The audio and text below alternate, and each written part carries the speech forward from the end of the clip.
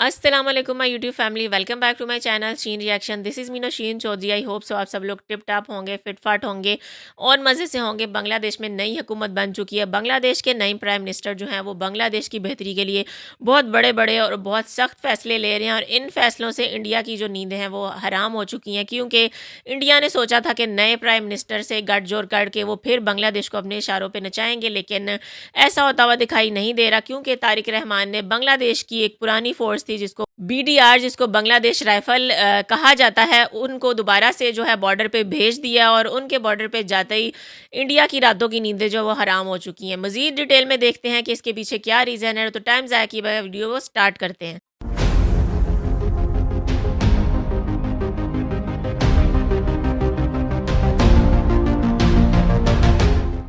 বাংলাদেশের সীমান্ত মানচিত্রে নতুন করে উত্তেজনা ছড়িয়ে দিয়েছে এক ঘোষণার খবরে।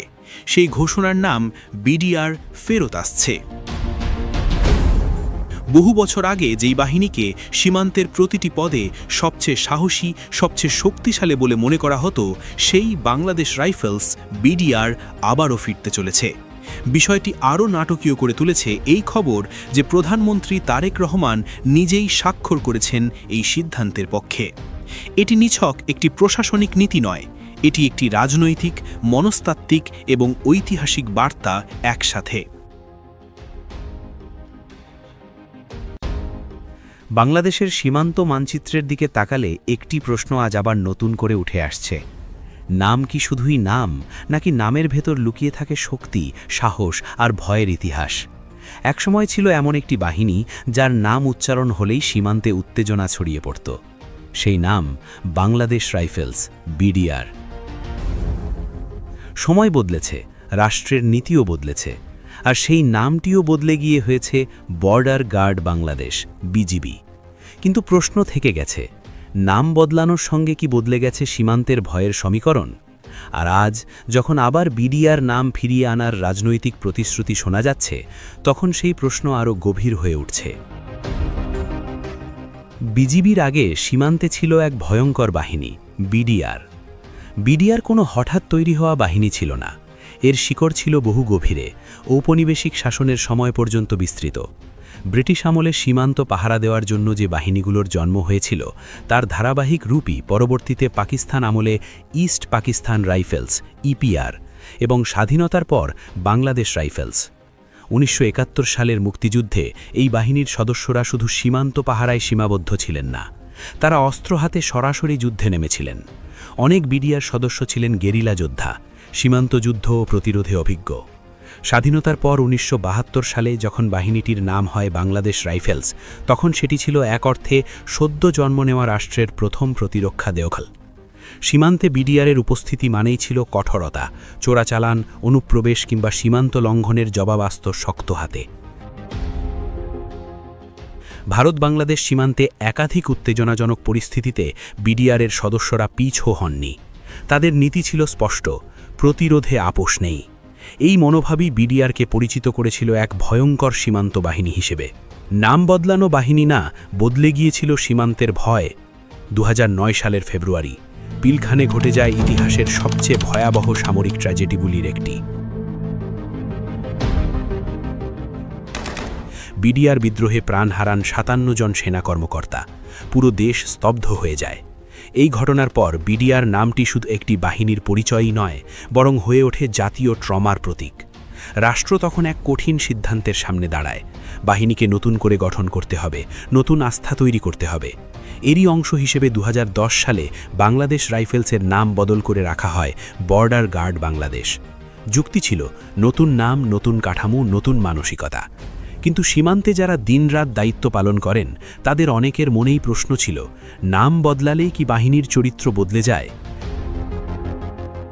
বিডিআরের যে ভয়, যে আক্রমণাত্মক প্রতিরোধের সুনাম ছিল, সেটি কি ধীরে ধীরে ম্লান হয়ে গেল?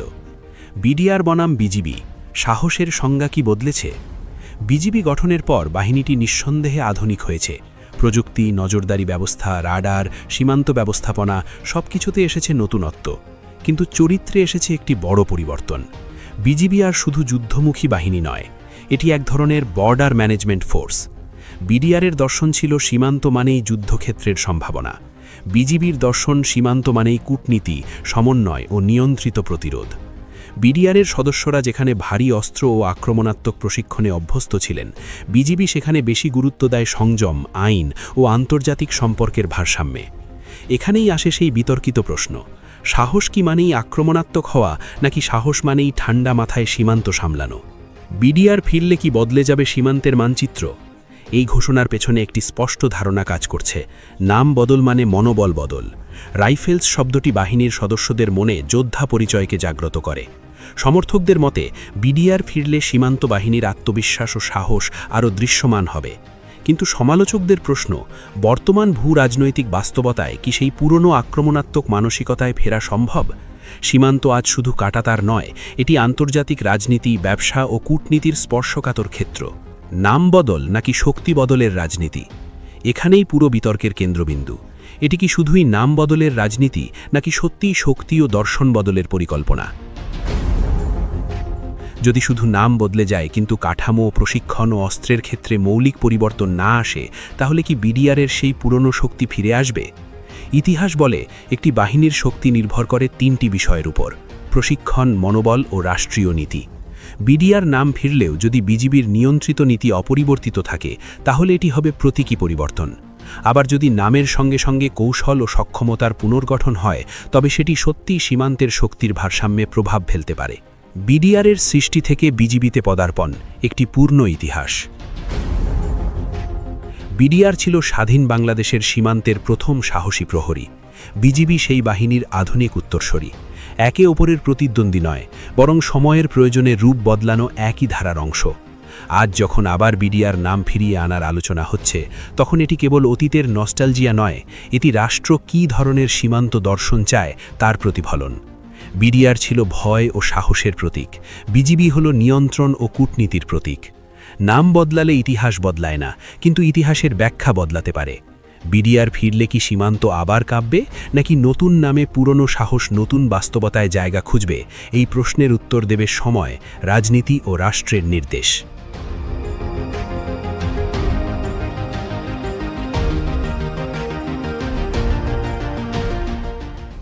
जी तो व्यूअर्स, ये थी आज की वीडियो। बीडीआर बांग्लादेश राइफल एक ऐसी फोर्स है जिससे इंडिया जो है वो उसका नाम सुन गई थर थर कांपना शुरू कर देता था। और ये फोर्स जो है एक बहुत ज़्यादा एक्टिव फोर्स थी जिसने तारीख में बहुत सारे कारनामे किए, जिनका एक पूरा इतिहास मौजूद है। लेकिन बाद में इसका नाम चेंज करके बीजीबी रख दिया था, बीजीबी यानी कि बॉर्डर गार्ड फोर्स।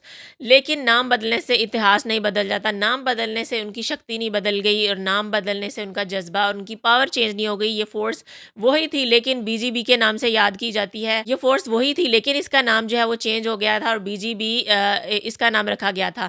हमने पिछले कुछ सालों में देखा कि बीजीबी ने भी बहुत अहम काम किया, और इंडिया के साथ जो इनके टाकरे हुए उसमें बीजीबी के जवानों ने बहुत ज़्यादा हिम्मत दिखाई, और इंडियन बॉर्डर गार्ड जो है उनको शिकस्त खानी पड़ी। लेकिन अब जो बांग्लादेश के न्यू प्राइम मिनिस्टर हैं तारिक रहमान, उन्होंने फिर से ये सोचा है कि बीडीआर को दोबारा से बॉर्डर पे तैनात किया जाएगा। और अब इस बारे में डिटेल नहीं है कि वो बीजीबी का ही नाम चेंज करेंगे या बीडीआर के नाम से एक और फोर्स जो है वो बॉर्डर पे भेजेंगे। लेकिन इस तरह की खबरें जब से सुनने में आई हैं, तब से इंडिया जो है वो उसकी रातों की नींदें उड़ चुकी हैं, और इंडिया जो है वो ये सोच रहा है कि बांग्लादेश के प्राइम मिनिस्टर को किसी तरह मुट्ठी में कर लिया जाए ताकि बांग्लादेश को दोबारा से अपने इशारों में किया जा सके। बांग्लादेश के जो नए प्राइम मिनिस्टर हैं तारिक रहमान, वो बांग्लादेश की सिक्योरिटी पे बहुत बड़े बड़े फैसले कर रहे हैं।